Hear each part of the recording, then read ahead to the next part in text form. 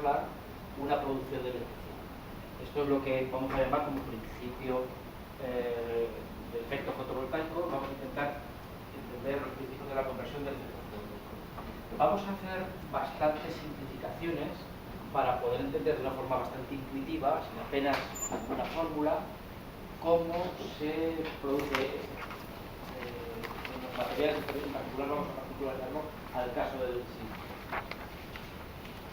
Estas simplificaciones lo que quiero comprender es que todo lo que voy haciendo hay que tomarlo como al pie de la letra. Algunas cosas están excesivamente simplificadas, pero por quitarle, digamos, por hacerlo más didáctico, vamos a intentar eliminar lo posible toda la complejidad matemática. Incluso en algunos momentos nos alejaremos de lo estrictamente correcto, formal del punto de vista académico. Parto de esta transparencia en la que ya Einstein, que como dije obtuvo el premio Nobel por su contribución al entendimiento del efecto fotovoltaico, dijo que muchos físicos creen que entienden el efecto de la luz. Él había pasado toda su vida tratando de entenderla, decía, y aún no lo he logrado. Evidentemente, si lo decía Einstein, pues nosotros no vamos a entender la luz. Y la luz tiene unos comportamientos, tiene un comportamiento que desde una prueba experimental produce unos efectos que solamente se pueden entender si entendemos que la luz, si admitimos que la luz es una radiación electromagnética. Y sin embargo hay otros experimentos que no se podrían comprender considerando la luz como una radiación, sino considerando que son una serie de partículas, que vamos a llamar fotones, cargados de energía, en un momento, etc., vamos a simplificar, y que bajo este punto de vista, como una serie de partículas sin masa realmente, pero cargadas de energía, una especie de bolitas que inciden sobre los materiales, se pueden, como os digo, entender unos fenómenos que no serían explicados de otra manera. Y a la inversa, hay experimentos que si los consideráramos como una llegada de fotones, no tendrían su explicación. Eso lo hemos reducido a decir que la luz tiene un comportamiento dual, ¿verdad?, que se puede entender, ¿verdad?, la dualidad onda-corpúsculo. Se puede entender como que es una luz, como que es una radiación, o como son unas ondas, por tanto, o como son unos corpúsculos. Es una forma un poco de decir que no lo sabemos muy bien lo que pasa, pero al menos de esta forma lo podemos explicar. Bueno, pues vamos a hacer esa consideración, y habrá veces que consideremos la radiación de la luz como una radiación, como una onda, ¿verdad?, y otras veces como una serie de partículas sin masa cargadas de energía que inciden en el material. Materiales que exhiben el efecto fotovoltaico hay muchos, hay varios. El que más se utiliza hoy comercialmente es el silicio. El silicio es el elemento que predominantemente a día de hoy gobierna, digamos, el mercado fotovoltaico, al punto que un muy alto porcentaje, por encima del 80% de todas las células comerciales están hechas de silicio. Sí que es verdad que hace unos años se pensaba que esta predominancia del silicio va a durar relativamente pocos años y va a ser reemplazado por otros materiales que ya por entonces eran comerciales, pero que se preveía pues, un desarrollo muy superior y una evolución de precios muy superior a la que podía tener el silicio. Y por lo tanto, esos otros materiales se creía que iban a ganar cuota de mercado. Sin embargo, no ha sido así. En la práctica, tal como ha evolucionado la tecnología del silicio, los procesos de fabricación de manipulaciones de silicio hacen que a día de hoy sea el material predominante para los módulos fotónicos.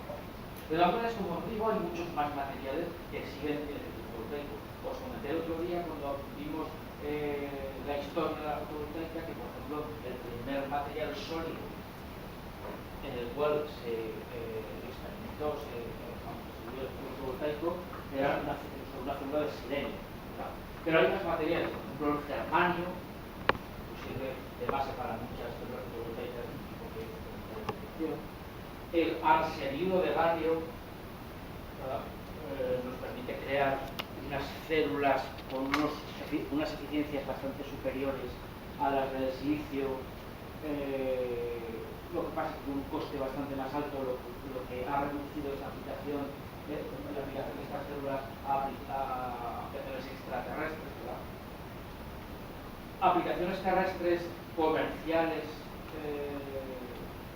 que también tienen su cuota en el mercado son, por ejemplo, el telururo de cadmio. El principal fabricante de telururo de cadmio, que lo comenté también en la clase anterior, es un productor mexicano que se llama Fersolar, que hace unos cuantos años permitía fabricar módulos mucho más baratos que el silicio, además porque nos requiere unos pesos muy pequeños, forma parte de lo que se llama capa fina, de forma que se preveía que su cuota de mercado iba a ser bastante más grande de lo que realmente ahora no es. Y también, por ejemplo, el biseleniuro de cobre e indio, cuyas siglas son CIS. Cuando hagáis un material, una célula fotovoltaica, un módulo de CIS, entender que se están refiriendo al biseleniuro de cobre e indio, papel indio biseleniuro. También es bastante frecuente que además se le aplica galio, y entonces los módulos pasan a denominarse CIS, tienen contenido galio. Bueno, pues tanto el telururo de cadmio como el biseleniuro de cobre indio, galio si queréis, son materiales comerciales para aplicaciones terrestres con precios de hace unos cuantos años podrían ser claramente muy competitivos respecto al silicio, y ahora pues, con la ventaja competitiva ya no está tan clara, que además son bastante absorbentes, de forma que necesitan muy poco espesor de material para producir con buenos rendimientos el efecto fotovoltaico, lo que se denominan thin film o capa fina. Y os digo, aparte hemos nombrado también el silicio en todas sus variantes, monocristalino, single cristal o a veces simplemente la N se reserva para multicristalino, policristalino. También existe un material de capa fina de silicio que es el silicio morfo, que realmente es un silicio hidrogenado. Ya entenderemos lo que se añade el hidrógeno después de que ocurrieron la transición. En fin, estos son los materiales más abundantes, además del arsenio de galio, como he dicho, que ya no es para aplicaciones terrestres. Después hay otros sistemas que desarrollaremos un poco más adelante en el curso, que son multiuniones, ¿verdad? Por ejemplo, que consiste en que tenemos distintos materiales, de forma que es como si tuviéramos individualmente varias células afiladas para que la cantidad, digamos, de energía procedente del sol que se le escapa a la primera célula llegue a la segunda, produzca un efecto adicional de electricidad, y lo que no, pues le llega una tercera y produce un poco más, intentando aumentar la eficiencia global del sistema, es decir, captar más energía de la luz del sol, ¿verdad?, para convertirla en energía. Bueno, dicho esto, lo que voy a hacer a continuación es tratar de que entendamos el efecto fotovoltaico en el material, que por cierto es uno de los más abundantes para la corteza terrestre, junto con el oxígeno, ¿verdad?, que son óxidos de silicio, silicatos de aluminio, silicatos de magnesio, ¿verdad?, de enzima, etc. Un elemento, por lo tanto, muy abundante, muy fácil de extraer, básicamente se extrae de la cuarcita, pero vamos, la arena, como os digo, es óxido de silicio. Bueno, pues como de todos estos que he nombrado, prácticamente los procesos fotovoltaicos siguen una estructura bastante parecida, y este es el que más se utiliza hoy en día, vamos a centrarnos, ¿verdad?, en entender el proceso de conversión de la luz en electricidad dentro de las células de síntesis. Quedaría un poco fuera de esta perspectiva otras células como las células orgánicas, las células etcétera, que llevan un poquitín distinta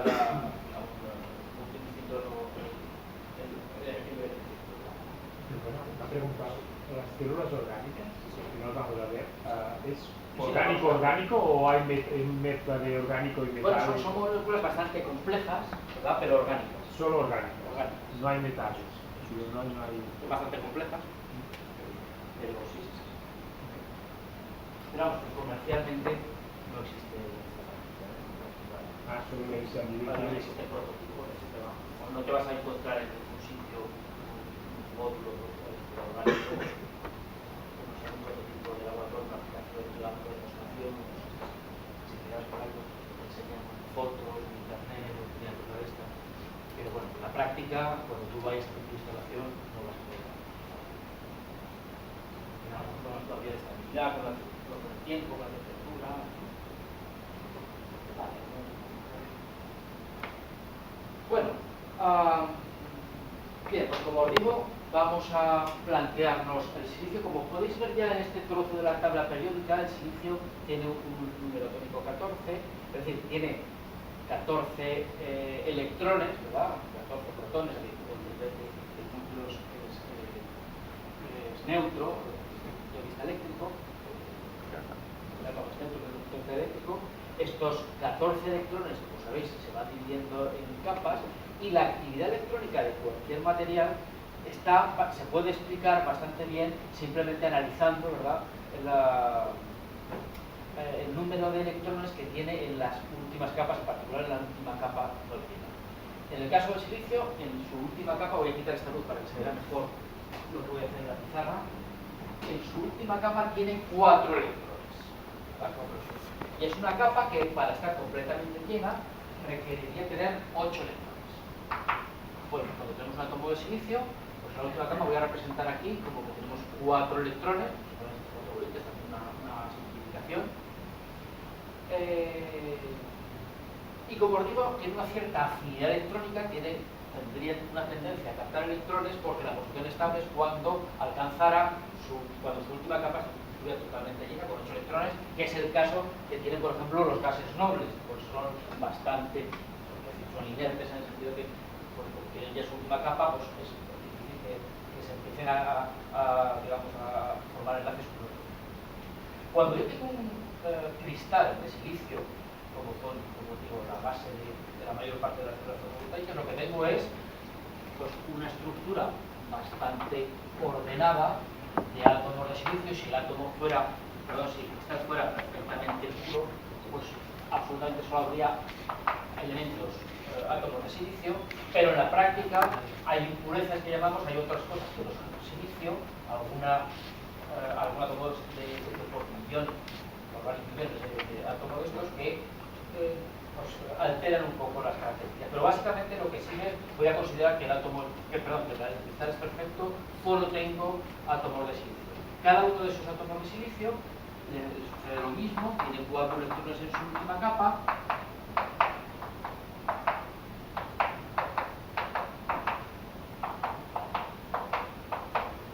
Por lo cual, pues tiene, como os digo, esa afinidad electrónica a captar otros electrones y en particular a formar enlaces covalentes, de forma que la estructura final, digamos, tiempo, reposo, etcétera, pues de un cristal de silicio es que cada átomo comparte sus 4 electrones con 4 átomos de sus inmediaciones. La estructura cristalina es un poco compleja, lo estoy representando ahí en el plano, pero es tridimensional, ¿verdad? Forman tetraedros. Ahí simplemente es como si lo aplastara y lo viera en el plano, ¿verdad? Y comparte enlaces, vamos a llamar en igualdad covalentes, como os digo, con estos otros 4 átomos. Es verdad que estadísticamente, de vez en cuando, incluso simplemente por el efecto térmico, alguno de estos electrones se escapa de sus enlaces covalentes. Tanto más cuanto más es la energía que hay en el ambiente. Conforme aumentamos la energía, por la temperatura, más fácil es que se nos libere un electrón. Pensar que cuando se nos libera un electrón significa que tenemos posibilidad de moverlo a través de esta estructura, a través de esta red cristalina. Estamos aumentando la movilidad, estamos aumentando la conductividad, ¿verdad?, del material, justo a lo contrario de lo que pasa en los buenos metales, que conforme aumenta la temperatura hay mayor agitación, digamos, mayor vibración de los átomos y mayor dificultad que se muevan los electrones. Aquí, sin embargo, se mueven más electrones conforme aumenta la temperatura, pues pensemos en el conductor, porque hay más posibilidad de que existan electrones libres.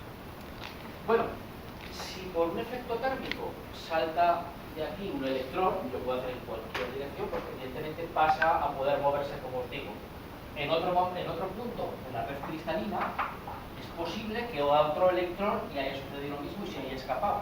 Entonces, este átomo de silicio que está rodeado, como recordad, por otros 4 átomos formando enlaces covalentes, en este momento también le pasa como a este, se encuentra con solo 7 electrones. Solo 7 electrones en una última capa, por lo tanto una cierta afinidad a captar electrones que haya por ahí circulando. Eso hace que este electrón pues sí tendrá una cierta movilidad durante una determinada longitud, ¿verdad?, de fusión se podrá mover a través del cristal, pero al final de esa longitud, al final de un determinado tiempo, que se llama también tiempo de vida libre de los electrones, este electrón acabará siendo capturado en alguna posición del cristal. Por lo tanto, podemos ver que efectivamente tenemos una cierta liberación de electrones, tanto más, por ejemplo, cuanto más energía haya en el ambiente, cuanto más temperatura, pero transcurrido un tiempo relativamente corto, va a ser capturado. A no ser que yo, y esa va a ser una de las cosas que intentaré con el efecto, cuando yo construya células fotovoltaicas, a no ser que yo antes de que sea capturado, sea capaz de extraerlo hacia el exterior de la red cristalina. Eso es adelantar un poco, lo veremos un poco más tarde. Bueno, pues esto que podemos más o menos entender con el efecto térmico, de la mayor facilidad de que en un momento determinado se escape algún electrón, también podemos asimilarlo que puede ser debido a la incidencia de una radiación. La incidencia de una radiación podemos, como os digo, considerar que lo que tenemos son una serie de partículas sin masa, los fotones, con una cierta energía, y cuando someto este material a esta radiación, quizá alguno de estos fotones sea capaz de comunicar su energía a ese electrón y quizá sea capaz de extraer ese electrón de la misma forma que hemos considerado. Claro, algunos de estos fotones quizá no tengan suficiente energía, por lo tanto, solo sirvan para calentar el material. Darán energía, calentarán el material, pero no producirán electrón. Sin embargo, otros fotones quizás sí que son lo suficientemente energéticos para producir este efecto. Bueno, igual que hemos dicho antes que el comportamiento químico de los distintos elementos, pues dependía un poco del número de electrones que tenían en la última capa, los átomos, tenemos que entender que cuando hay, como en este caso, una estructura cristalina, en lugar de, digamos, de niveles energéticos, existen en esta simplificación que hacemos, pero que digamos de la mecánica cuántica, los electrones tienen una determinada cantidad de energía, ¿verdad? Cuando tenemos, como digo, una estructura cristalina, las posibilidades en términos de energía de que existan electrones, ¿verdad?, con un determinado contenido energético, se agrupan formando lo que se llaman las bandas, ¿verdad? Entonces, como decía, igual que el comportamiento electroquímico de los elementos tiene que ver con el número de electrones que hay en la última capa, el comportamiento en particular de este cristal, de los materiales, de los cristales, tienen que ver con la cantidad de con cómo está de llena o de vacía la última capa energética. Las posibilidades de que un electrón tenga una determinada energía pues son nulas para algunos valores de energía, son posibles para otros valores. La energía, para colmo, está cuantizada, ¿verdad? No existe un continuo de valores posibles de energía, solo existen múltiplos de una pequeña cantidad de energía que llamamos cuanto, ¿verdad? Y, como os digo, aquí estoy representando que sí que hay unos determinados valores en los que puede haber un electrón, valores energéticos en los que puede haber un electrón, pero otros valores entre medio es imposible tener un electrón. Y en particular, cuando consideramos el cristal, hay zonas de energía donde no podemos encontrar en absoluto un electrón, que vamos a llamar banda prohibida, y otras en las que sí que podríamos encontrar electrones, que vamos a llamar banda tenue. Pues en la última banda, que está parcialmente llena de electrones, y sobre todo su diferencia con la que está totalmente llena de electrones, es lo que gobierna el comportamiento de los materiales. En particular, de los materiales. En particular, diremos que un material es un aislante cuando hay una diferencia en energía muy grande entre la última capa, que está totalmente llena, y la siguiente. Tened en cuenta que cuando venga un electrón y ceda, perdón, un fotón y ceda su energía al electrón, este alcanzará otro valor energético. Y os he dicho, quizá todos no puedan liberar el electrón, porque no tengan la suficiente cantidad de energía. Desde este punto de vista, cuando a un electrón que tiene esta energía lo queremos extraer de esa posición fija en el espacio para poder tener movilidad, le tendríamos que dar aquí toda esta cantidad de energía para que pudiera encontrar otra posición permitida energéticamente que correspondería a esa situación, digamos, de movilidad. Claro, en este otro caso que os he dibujado, hace falta un salto energético mucho más pequeño y luego habrá más posibilidades, más cantidad de fotones que podrán permitir que extraigamos el material, el fotón, y lo llevemos a una posición energética. Bueno, pues en los materiales aislantes, como os digo, esta distancia energética es muy grande. Esto se llama anchura de gap, ¿verdad? Se llama gap de energía, anchura de gap. En los materiales muy buenos conductores, pues la diferencia es muy pequeña, ¿verdad? O incluso está casi siempre parcialmente llena la banda de conducción.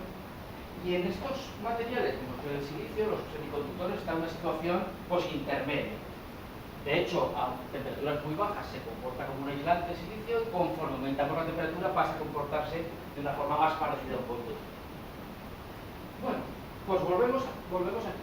¿Qué es lo que sucede cuando incide un fotón sobre un electrón, le comunica su energía? Pues este sale, ¿verdad? Adquiere más energía y se coloca en alguna otra posición, digamos, térmica. Lo que pasa es que el electrón va a perder rápidamente parte de esa energía, se dice que se termaliza, cayendo a posiciones más estables. Depende de la naturaleza, las posiciones más energéticas son menos estables. Entonces el electrón tiende a ocupar las posiciones más estables, que son las de menor contenido de energía. Insisto que en muy poco tiempo, del orden de femtosegundos, pierde esa energía hasta que posiblemente acabe otra vez, digamos, absorbido en otra parte del material en donde es capturado siempre por otro átomo. Bueno, esto nos deja claro que habrá fotones que sí que podrán producir ese salto energético y otros que no. Los que no tengan la suficiente cantidad de energía como para que el electrón suba a un nivel permitido, no producirán electrón. Los otros sí.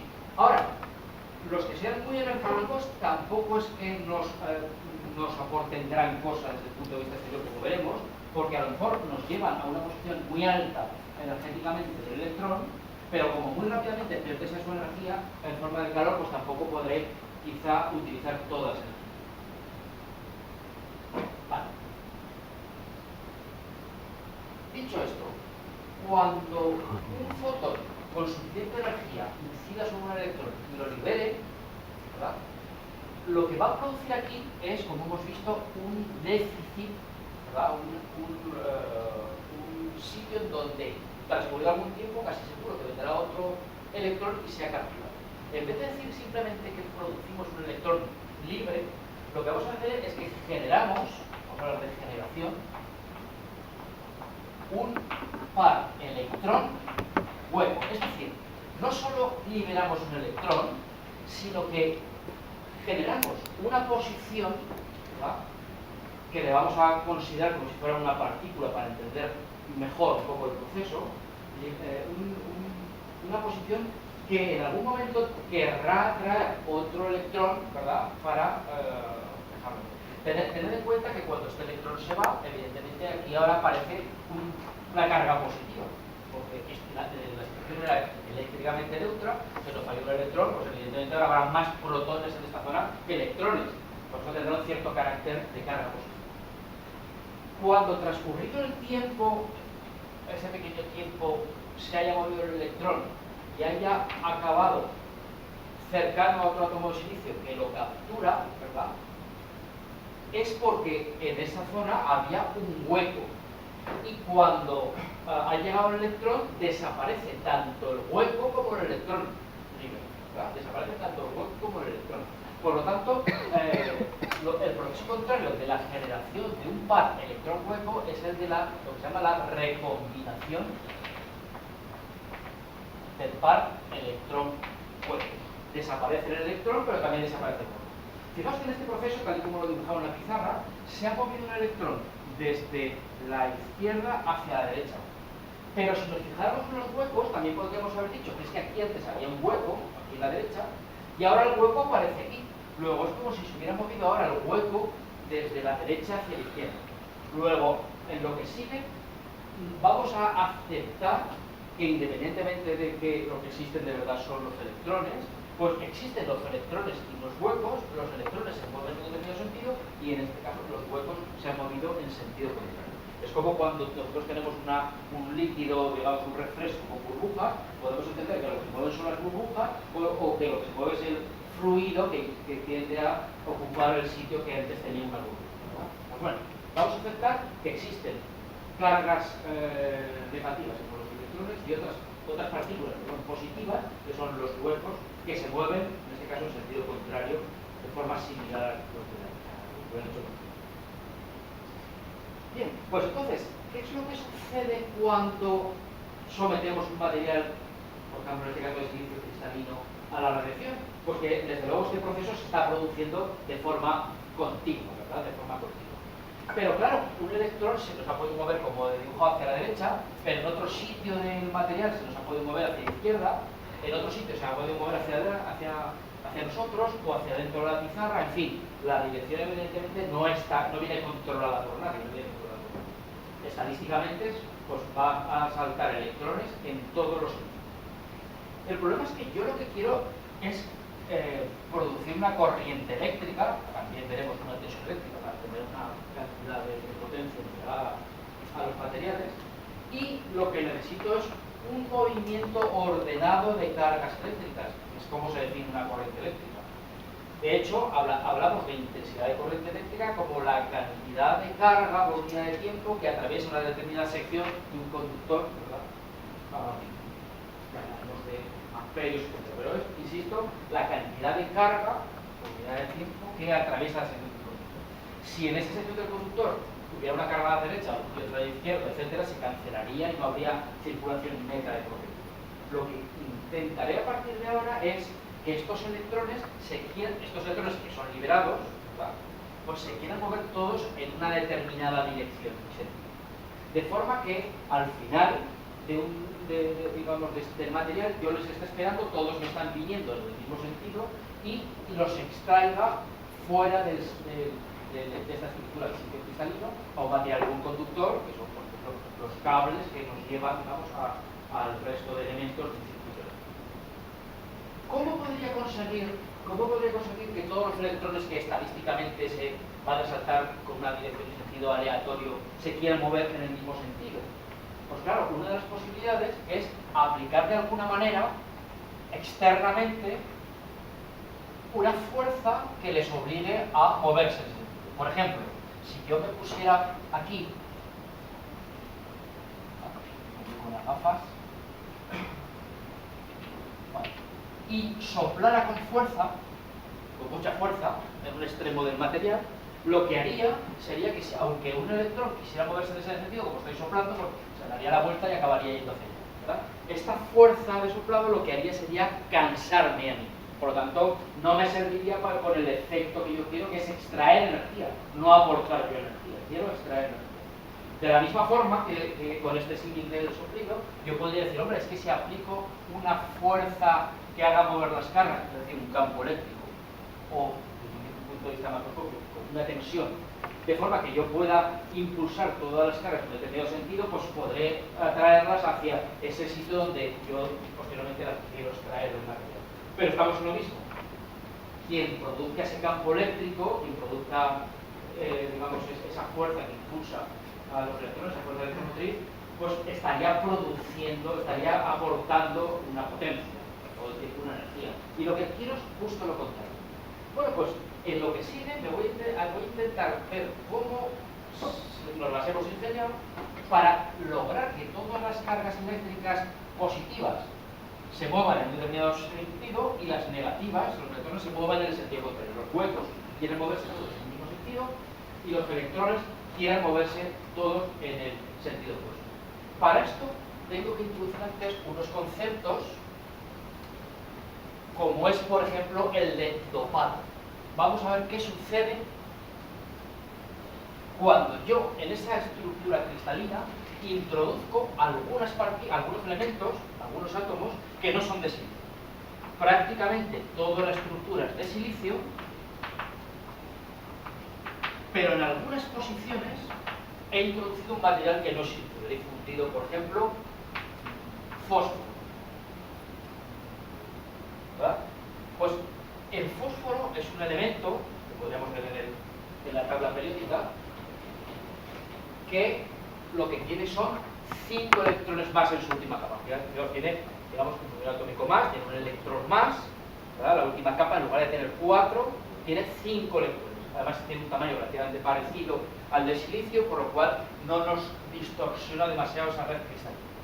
Pero como os digo, en lugar de 4 electrones, en la última capa tiene 5. 5 electrones en su última capa.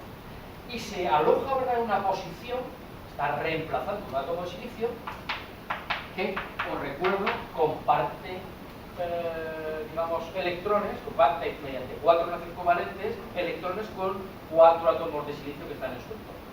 Por lo tanto, la situación podría ser parecida a esta. Los 4 átomos de silicio de su entorno, cada uno de ellos tiene 4 electrones en su misma capa, que a su vez los comparte con otros 4 de su entorno, etc. Pero este átomo de fósforo, al compartir mediante enlaces covalentes electrones con estos átomos de silicio, acaba teniendo en su última capa 9 electrones, es decir, le sobra un electrón para estar formando una estructura estable. Es decir, si le sobra un electrón, con mucha facilidad ese electrón va a saltar. Con mucha facilidad. ¿Verdad?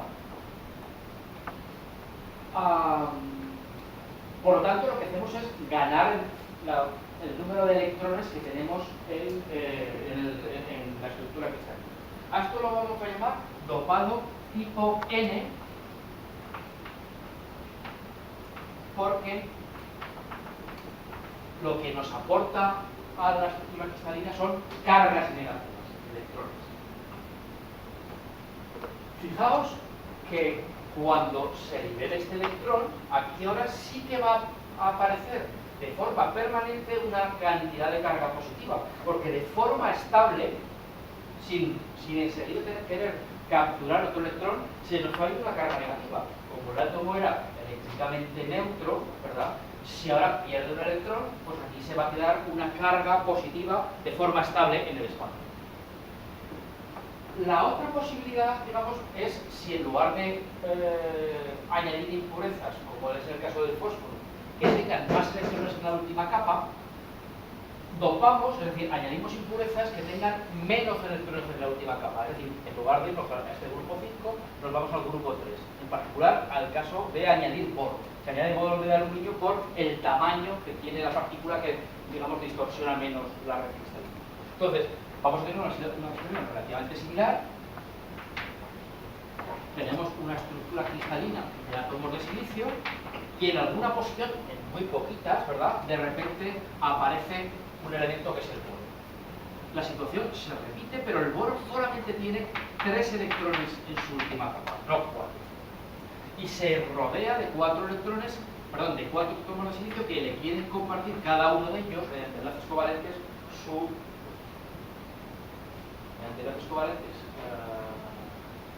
su electrón, ¿verdad? Y la situación sería similar a esta. ¿Qué es lo que sucede? Pues que lo que sucede es que ahora, en esa, digamos, en esa localización de la red cristalina, este átomo de boro está rodeado de 7 electrones, no de 8. Luego, todavía tiene bastante afinidad a captar un electrón. Fijaos que en esta situación de 7 electrones, la situación es eléctricamente neutra, porque es verdad que falta un electrón, pero es que tiene también un protón menos. Tenemos una situación que así sería eléctricamente neutra, pero aquí es, digamos, hay una afinidad que si hubiera algún electrón se captaría. O dicho de otra manera, aquí lo que estamos produciendo son huecos, ¿vale? Lo que tenemos son huecos. Entonces, a esto lo llamamos dopado tipo P, porque es como si aportaran de alguna manera cargas positivas al sistema.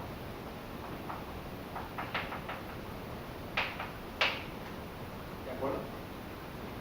Fijaos que cuando en este átomo de boro quiera capturar, porque aquí hay una afinidad electrónica, quiera capturar un electrón y se quede aquí en una situación estable, con 8 electrones todo el mundo en su última capa, aquí de repente hay un electrón más que protones. ¿Verdad? Por lo tanto, aquí aparecerá fija una carga negativa. Una carga negativa. Bueno, este es el proceso de dopado. Pues, un paso más allá. Vamos a ver qué es lo que sucede si unimos, ¿verdad?, un material tipo P y un material tipo N, o tipo N y tipo P. Perdón, Sí. físicamente, ¿cómo se dopa a sí mismo? Espera, luego te lo voy a comentar. Déjame de momento que siga el pero vamos, la idea es que estoy haciendo muchas simplificaciones. De hecho, la primera que te iba a decir es ahora que no entendáis lo que voy a hacer como una cosa que es así, porque luego os explicaré cómo se ve la práctica. Pero vamos, la idea es que tú imagínate que tuvieras un átomo perfectamente de silicio, te lo respondo ya, y en el ambiente lo que haces es meter fósforo. El fósforo se va a difundir, va a entrar en el proceso de formación del cristal y va a ocupar unas determinadas posiciones. Eso es un poco. Pero luego vamos a desarrollar un poco. Pero la idea es que en el proceso de que fabricas tú el cristal, introduces en la atmósfera, ¿verdad? En la atmósfera en la que se encuentra esto, pues por ejemplo el productivo del fósforo, y va a entrar por difusión y se va a alojar en la atmósfera. Pero bueno, vamos a lo que os digo. Supongamos, y esto cogerlo con todas las cautelas, que de repente un trozo de material que está dopado, aquí teníamos el fósforo dopado tipo N, y lo pego a otro material que está con un dopado tipo P. Esto no es verdad, en la práctica no se hace así, ¿verdad? Sino más bien lo que se hace es que inicialmente se tiene un material que se dopa de una determinada manera, pongamos tipo P, y posteriormente se añade la otra impureza, en este caso el fósforo, que solamente sobre una parte, digamos, del cristal, que se introduce en unas determinadas posiciones y al final resulta que esa zona del espacio acaba con más impurezas de un signo que del otro, y por lo tanto en esa zona aparece pues, un claro carácter tipo N en lugar del tipo P que tiene el resto del material, o al revés, ¿verdad? Pero bueno, vamos a plantearnos esta simplificación, ¿verdad? De que yo lo que tengo es un material tipo N y otro tipo P y los P. Digo, no tiene mucho sentido práctico, pero vamos a suponer que es. Vamos a imaginarnos qué es lo que pasaría en los instantes iniciales en los que yo efectivamente pego estos dos materiales. Por cierto, esto recibe un nombre, ¿verdad? Esta disposición en la que tengo un material tipo N y otro tipo P juntos, unidos en un determinado punto, se llama unión PN,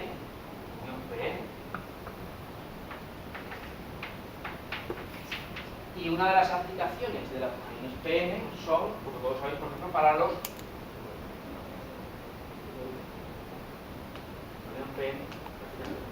diodos. ¿Vale? Tendríamos aquí el principio de funcionamiento del diodo. Bueno, pues fijaos lo que sucedería en unos instantes iniciales transitorios en los que yo uniera un material tipo N con un tipo P. Hemos dicho, en el material tipo N, que estaba aquí, le sobraban electrones. ¿Verdad? Le sobraban electrones que tenderían a moverse en cualquier sentido del espacio. Y aquí lo que sobran son huecos. Bueno, pues los huecos mismo, algunos querrán irse hacia la derecha, hacia la izquierda, hacia arriba, hacia abajo. ¿Qué pasa cuando algún electrón pasa, digamos, esta unión y llega aquí a donde se encuentra el material tipo P? Pues que aquí el material tiene afinidad electrónica, y por lo tanto algunos de estos electrones que han tenido la fortuna o la casualidad de moverse hacia allá, algunos de ellos, muchos de ellos probablemente al principio, pues acaban siendo, ¿verdad?, capturados, quitamos, digamos, ese hueco, y aparece aquí una carga fija negativa. Y así sucesivamente, habrá unos cuantos que irán colocándose en esas zonas, digamos, cercanas a la unión, y probablemente con más probabilidad que en zonas lejanas, y apareciendo aquí unas cargas fijas negativas en una posición estable. Y de lo mismo podríamos haber dicho de los huecos que se han movido, pues en este sentido, por ejemplo hacia la derecha, pues tienen relativamente poca posibilidad de que pase nada, porque en esta zona sobran los huecos. Ahora, los que saltan a la zona tipo N, pues tienen bastante posibilidad, ¿verdad?, de que acaban siendo fijados y acaban se han ido los electrones para ya no volver,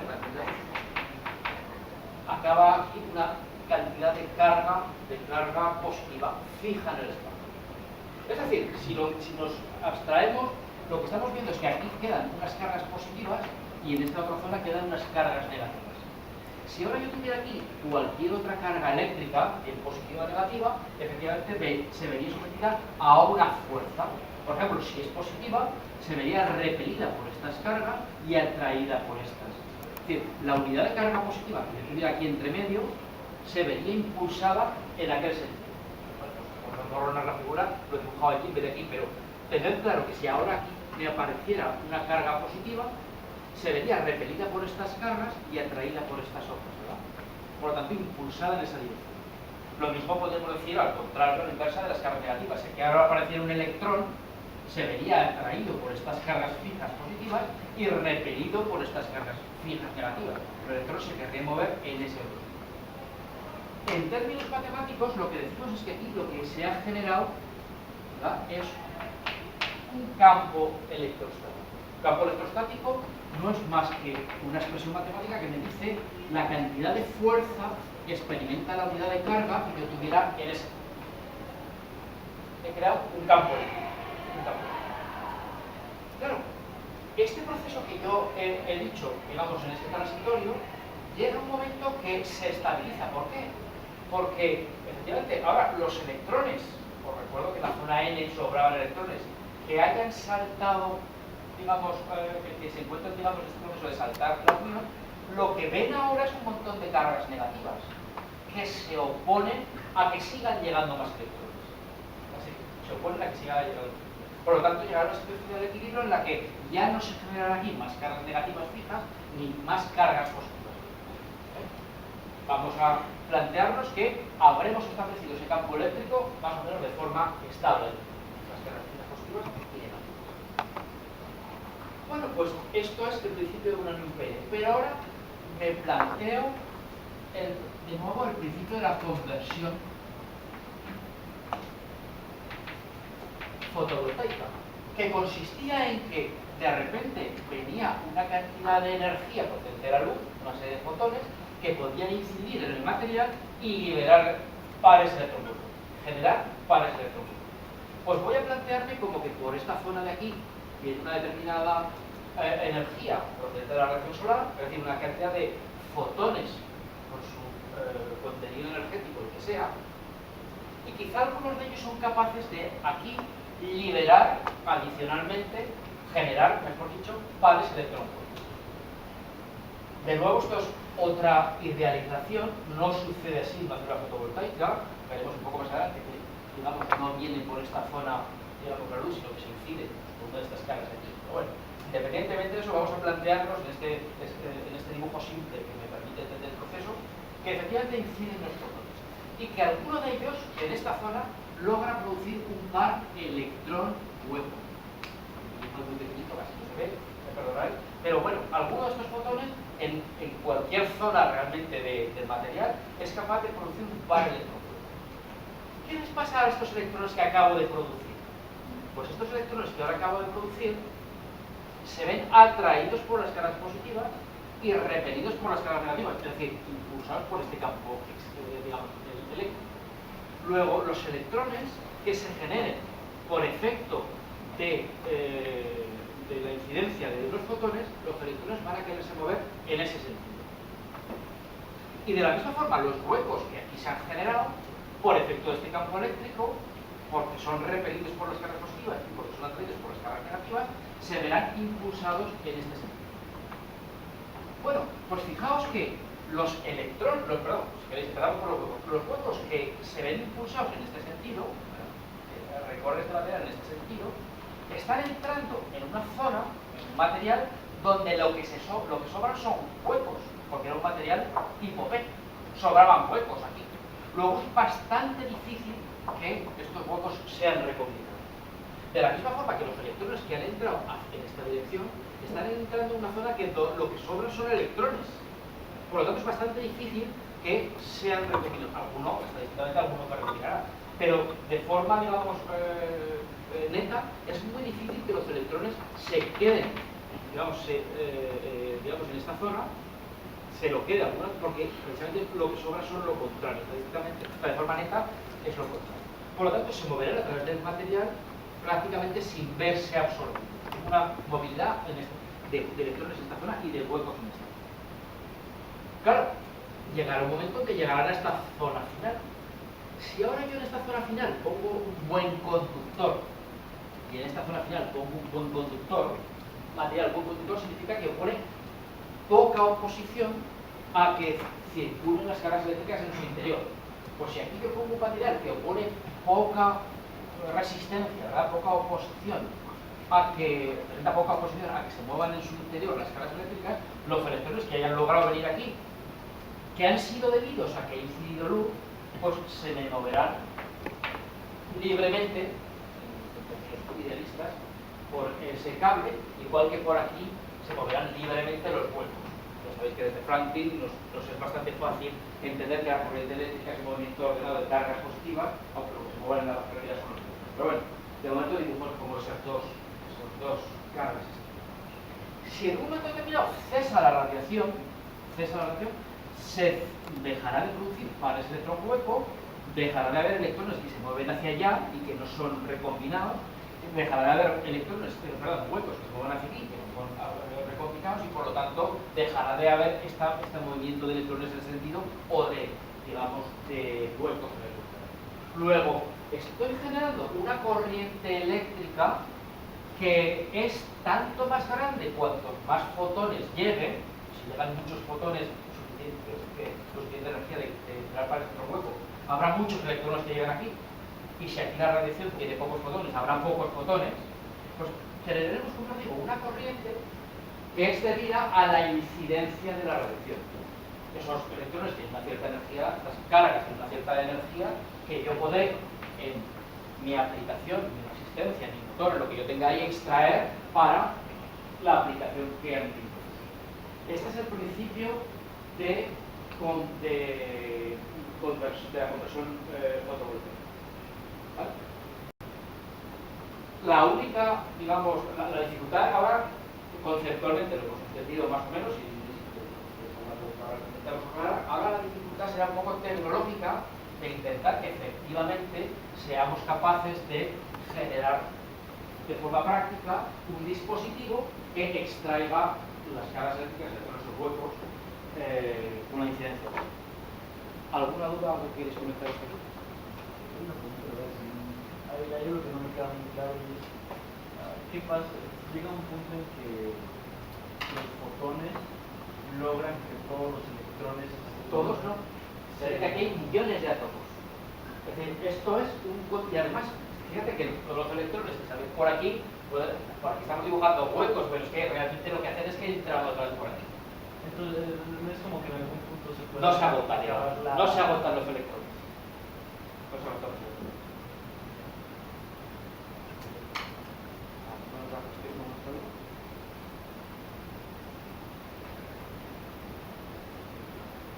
Bueno, pues como os digo, este es el principio de la conversión. Fijaos que lo he puesto casi, vamos, yo no he puesto ninguna fórmula.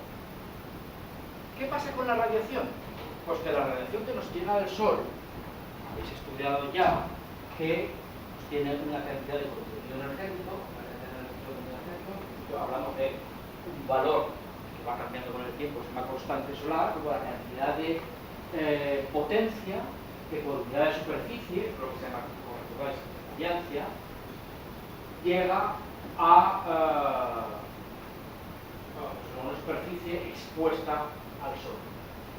Si nos fijamos en fuera de la atmósfera, la cantidad de energía por unidad de tiempo y por unidad de superficie que nos llega está en torno a ese número. Va cambiando, evidentemente cuando hay más actividad solar sube, cuando hay menos actividad baja. Ya sabéis que el Sol tiene una serie de ciclos, más o menos duran unos 11 años, pero que no es una cosa mucho menos regular.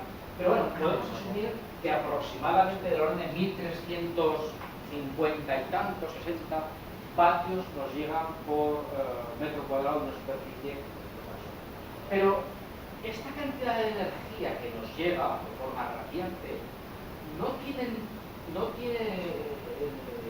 es una radiación monocromática. Dicho de otra manera, los fotones que nos llegan no son todos de la misma energía. Eso viene representado aquí por la palabra espectral. La cantidad de energía que nos llega a unidad de tiempo, la cantidad de potencia y de superficie, realmente es distinta, o sea, es diferente para cada valor de frecuencia que nosotros consideramos. De hecho,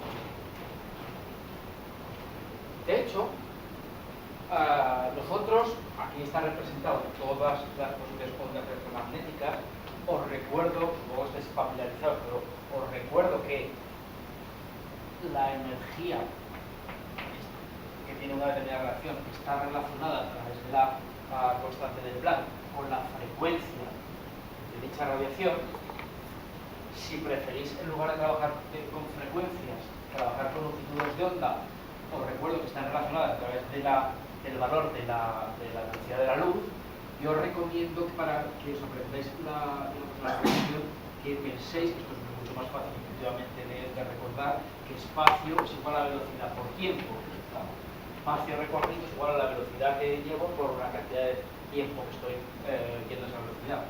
Pues de la misma forma, la longitud de onda, simplemente una regulación, es igual a la velocidad de la luz por el tiempo, es decir, por la inversa de la frecuencia.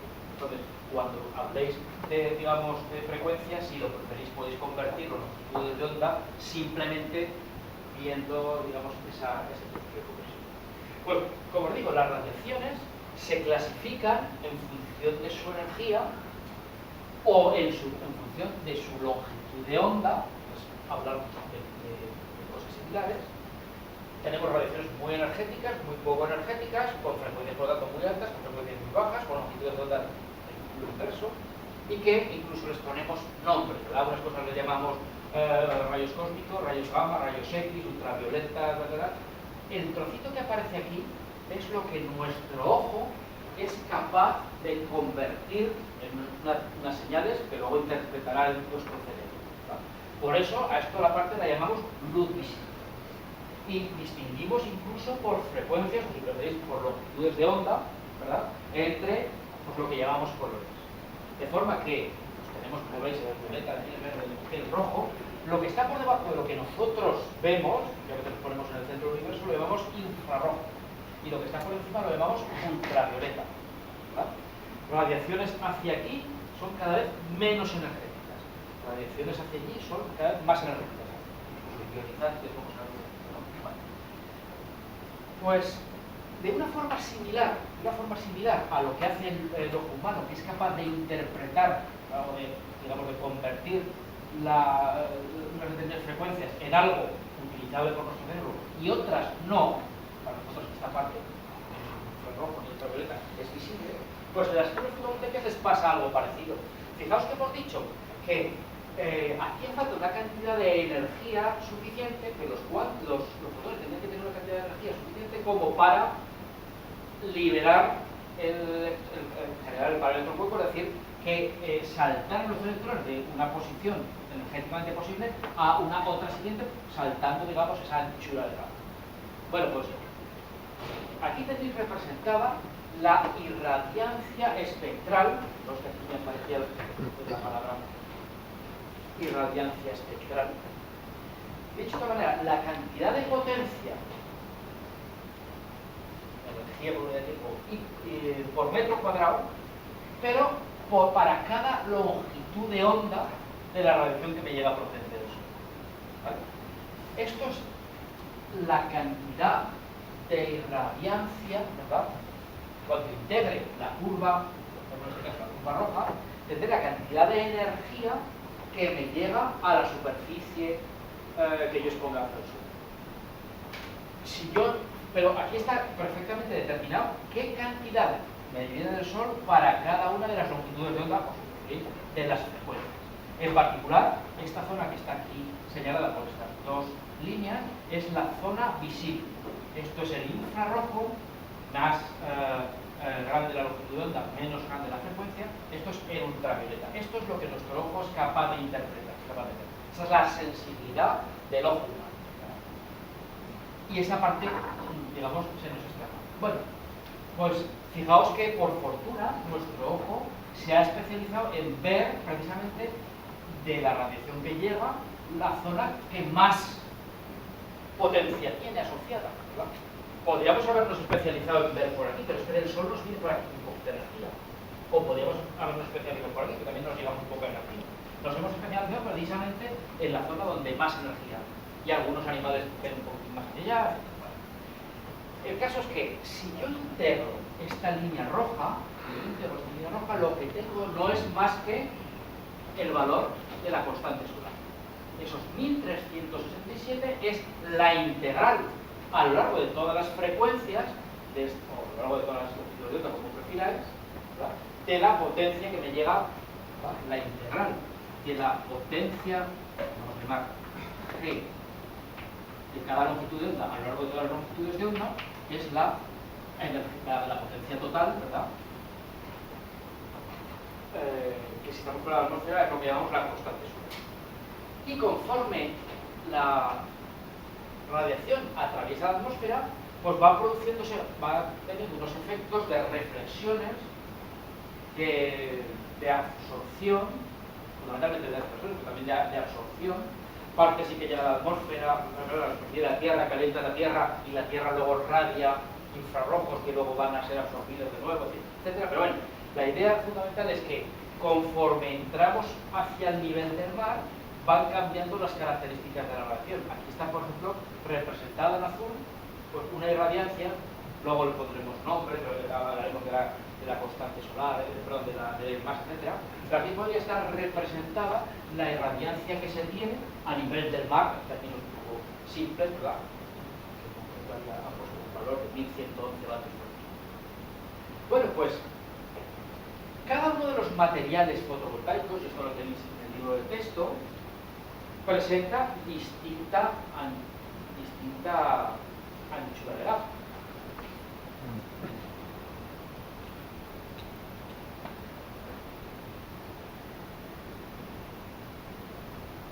Aquí tenéis la anchura de gama, ¿verdad? Es decir, el salto de energía que como poco tiene que suministrar un fotón para poder generar un parámetro hueco, dependiendo del material. En el caso del silicio, la cantidad de energía que debe digamos, aportar el fotón como mínimo es de 1,11 electrovoltios. Electrovoltios es una energía, es una carga por un potencial. 1,11 electrovoltios. En el caso del teluro de cadmio es diferente, es diferente, 1,44. En el caso del biselenino de cobreón limpio, 1,01. Y así sucesivamente. Cada material que puede exhibir efecto fotovoltaico tiene una distinta separación entre las dos bandas que hemos hablado antes, la reproducción y la de valencia, ¿vale? Y por lo tanto, será distinta la cantidad de energía que como mínimo tiene que tener la radiación para producir esa generación de pares de fotones.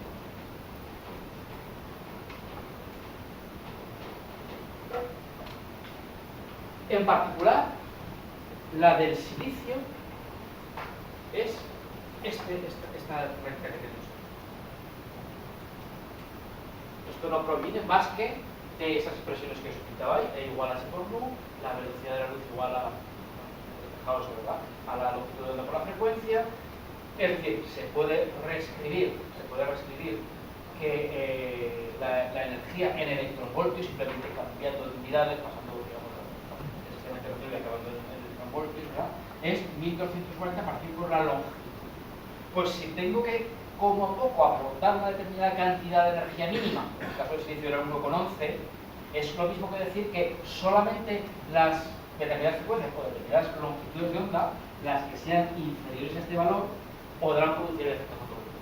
Si sustituís en el caso del silicio, me queda que solamente son capaces de producir pares de electronhueco aquellos fotones que tengan aquellas ondas, y ahora en términos de ondas, que tengan una longitud de onda inferior a 1107 nanometros. Esto es toda esta cantidad de radiación que me llega, en este caso sobre el nivel del mar, por ejemplo, etc., hablaremos con más propiedad luego de la imagen, ¿verdad?, pues no es capaz de producir efecto fotovoltaico.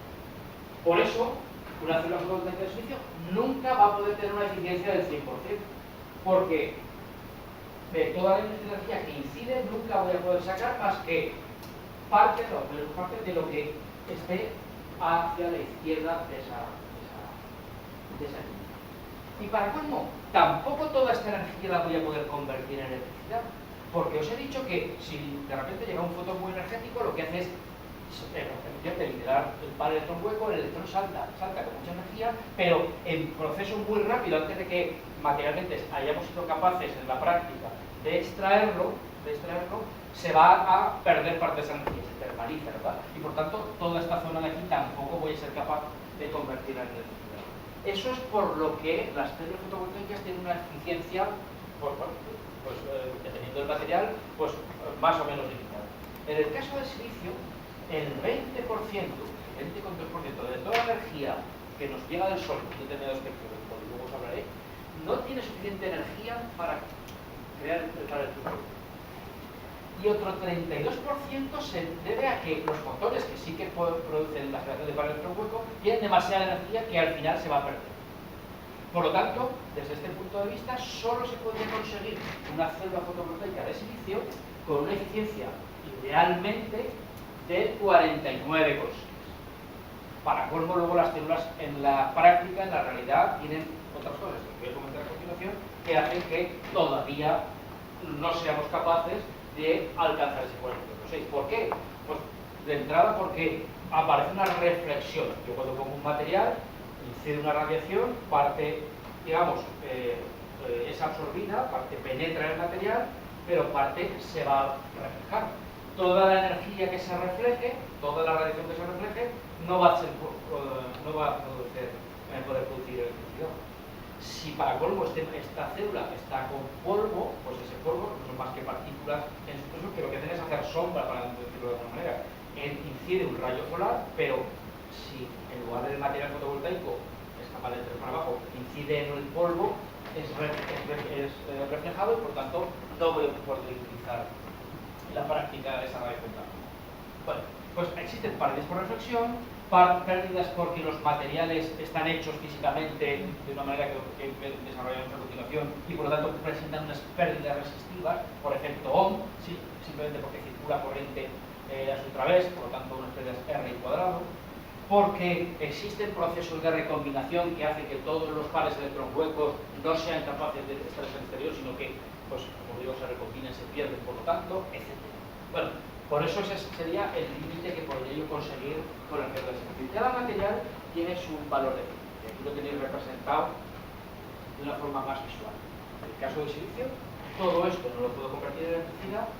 Todo esto tampoco lo puedo convertir en electricidad porque antes de que lo puedo hacer, los electrones se han termalizado y tan solo voy a poder extraer idealmente ese 49%. Luego veréis los datos que en la práctica actualmente son bastante inferiores a este valor, pero eso es lo que sería el límite teórico básico. Una pregunta, la eficiencia si el Sol es gratis, ¿por qué es tan importante? Bueno, es una muy buena pregunta. Es una muy buena pregunta, porque se tiende a confundir el significado de la palabra eficiencia. De hecho, es una cuestión que yo puedo hacer bastante énfasis, porque tú tienes toda la razón, es decir, que si el sol es gratis, me da relativamente igual sacar una cantidad u otra. El caso es que saco energía casi de algo gratis. Claro, lo que pasa es que esta eficiencia tenemos que entenderla, y ahora os voy a intentar explicar por qué, como tamaño necesario. Suponte que tu aplicación necesita 1 kilovatio, es decir, necesita 1000 vatios. Y supone que, tal como hemos visto, la cantidad de radiación que llega del sol tiene un valor, por hacer un número fácil, que luego además pues este valor se toma como referencia para muchas cosas, pero los números, supongamos que me inciden en un momento determinado 1000 vatios por metro cuadrado. Fuera de la atmósfera hemos visto que puede ser 1000, pongamos 1000 vatios, que es una cantidad grande. Significa que la cantidad que incide del sol son 1000 por metro cuadrado. Si mi sistema fotovoltaico tiene una eficiencia, por decir algo, del 20%, significa que de esos 1000 que me llegan en un metro cuadrado, yo soy capaz de sacar 200 vatios. Si mi sistema es de una eficiencia del 10%, significa que de ese metro cuadrado, que inciden 1000, solo soy capaz de sacar 100 de 200. Si mi requerimiento es de que yo necesito 1 kilovatio, de este último caso necesitaré 10 metros cuadrados y del otro necesitaré 5 metros cuadrados. Esa es la importancia de la eficiencia.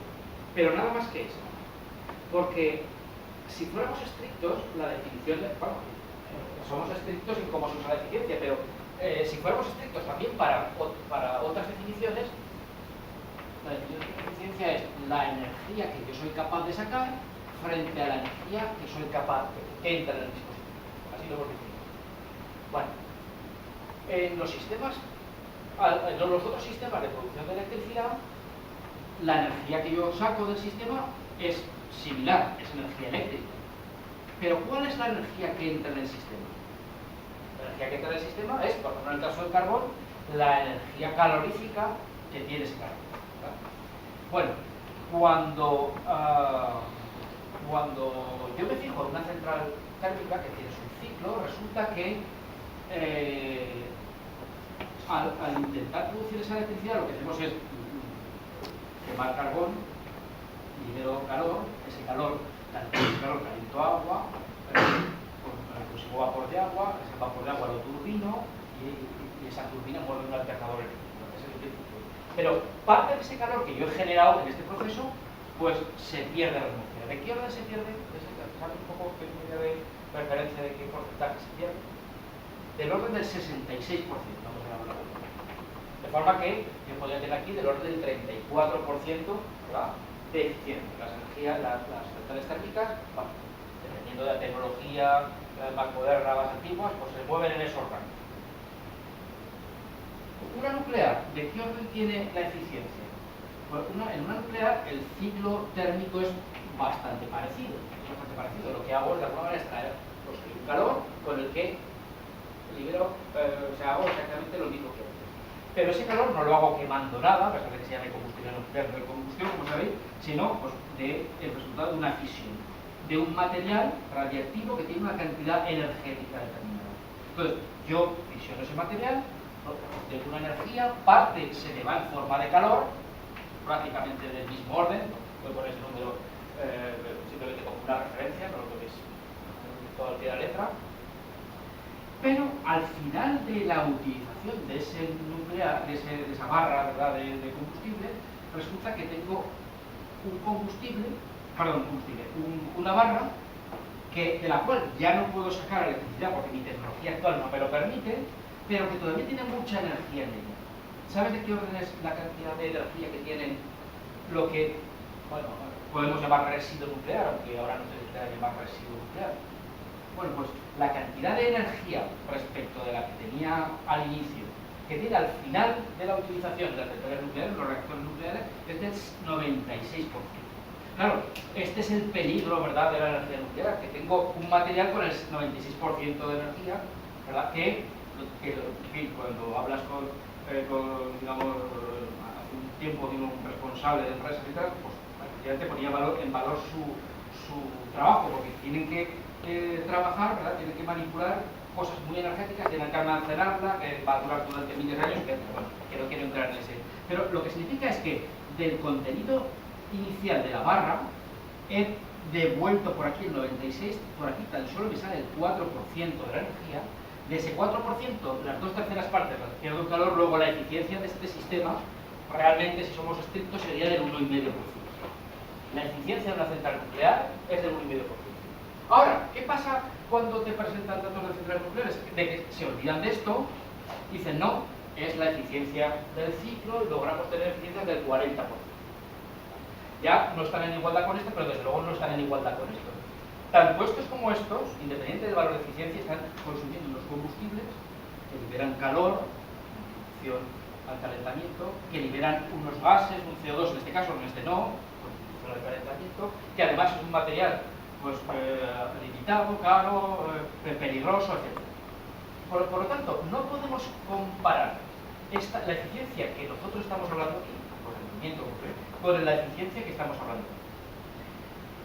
Cuando la unión de, digamos, la UNESA, la Unión de Fabricantes de Productores de Electricidad, publican anualmente datos del parque de generación, pues lo que nos enseña es que el parque de generación eléctrica está creciendo en el tiempo, en la eficiencia del cuerpo. La eficiencia de generación está creciendo en el tiempo. ¿Por qué?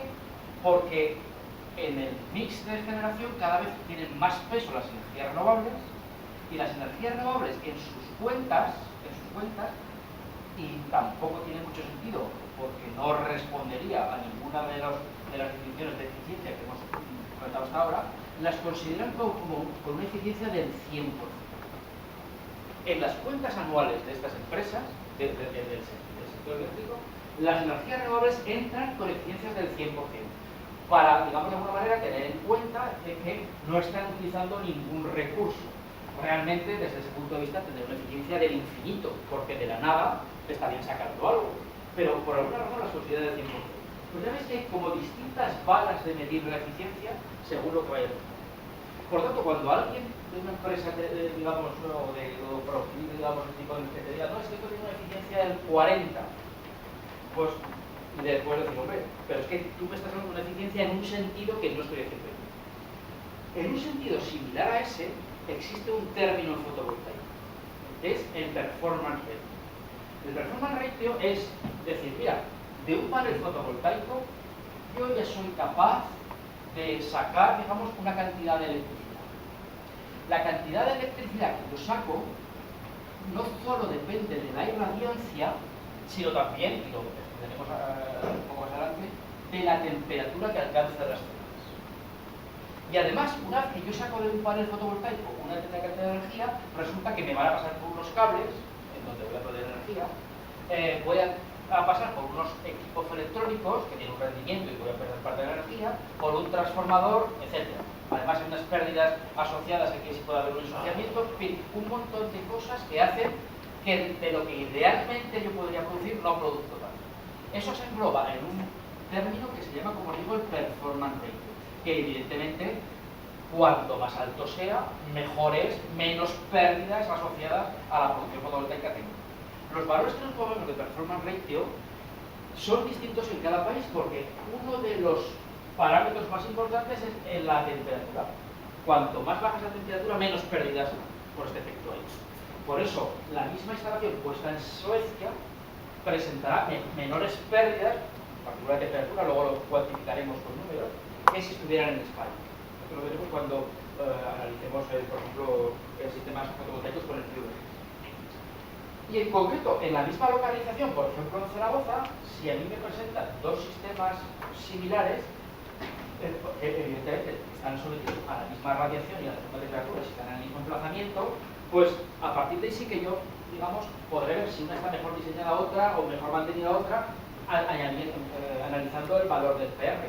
Si tiene más o menos polvo, pues cuanto más polvo, menos PR. Si los cables son más delgados, presentan más resistencia, peor PR. Si tengo más pérdidas de transformación, peor PR. Si mi inversor es peor PR. Este PR es el que de verdad me dice lo bien, lo eficiente o mal eficiente o poco eficiente que es el radio.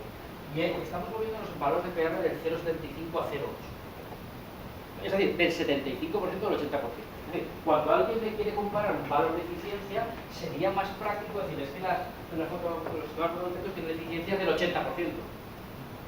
Ahora, sí que es cierto que en el proceso inicial de conversión de radiación a electricidad hablamos también de eficiencia y lo llamamos del máxima de 41, en la práctica comercial del 19%, del 18%. No obstante, ¿podemos mejorar esto? Sí, podemos mejorarlo con los materiales, pero podemos mejorarlo con una cosa que os he anticipado al principio. ¿Qué pasa si yo pongo una célula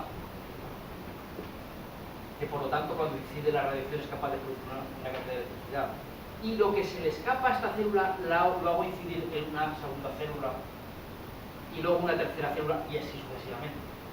Estos se llaman multiuniones. Estos son sistemas que en la práctica existen, también comerciales, lo veremos, ¿verdad?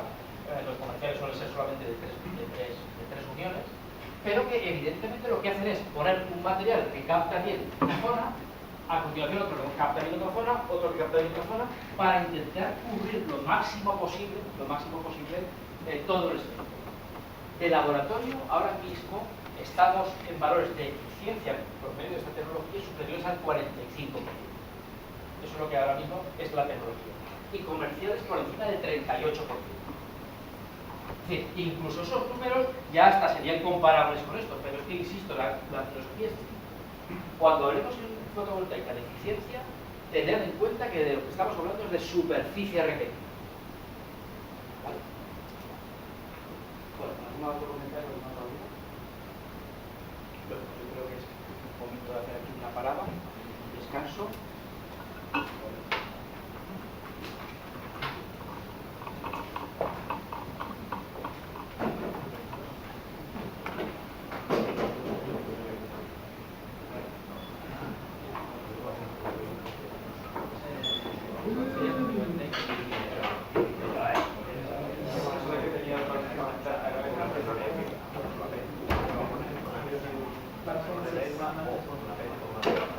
Ya,